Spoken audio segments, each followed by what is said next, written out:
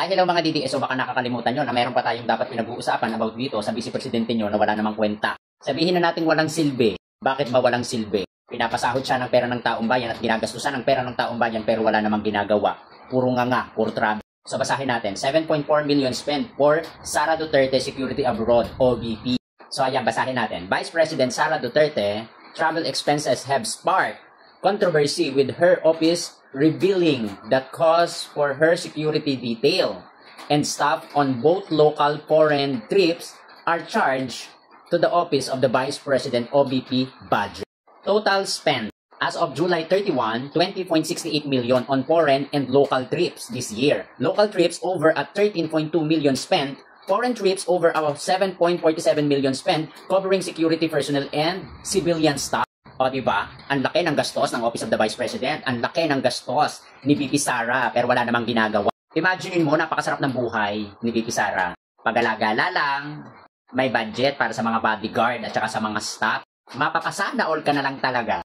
Imagine, ang buhay ni Sara ay may paninira na may kaunting pagka-Vice President. Ano ba yung kaunting pagka-Vice President? Yung siya ay nasa posisyon. Dahil hindi naman natin masasabi na may pagka-Vice Presidente siya kasi wala pa naman siyang nagagawa para sa Pilipinas. Ang alam ko lang, yung puro paninira niya. Daig pa niya yung mga anak ni PBBM. Di ba yung ibang anak, nagliliwaliw kasi presidente ang kanilang ama.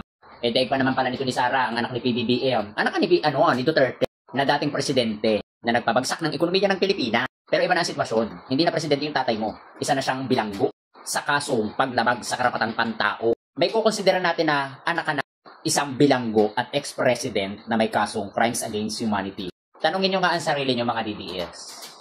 Paano nyo nagagawang palakpakan pa yung Vice Presidente na wala namang ginagawa kung hindi ang sirain ang administrasyon na kinabibilangan niya?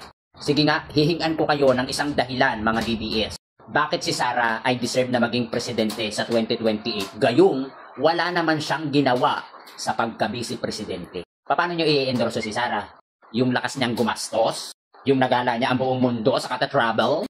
Bilisan nyo mga DDS. Maglapag kayo dito ng kung ano na ba ang naging programa ni Sara para siya ay maging deserve na maging president ng 2028. Hindi pwedeng sasabihin nyo lang na malakas si Sara. Sa papaanong tema naging malakas si Sara?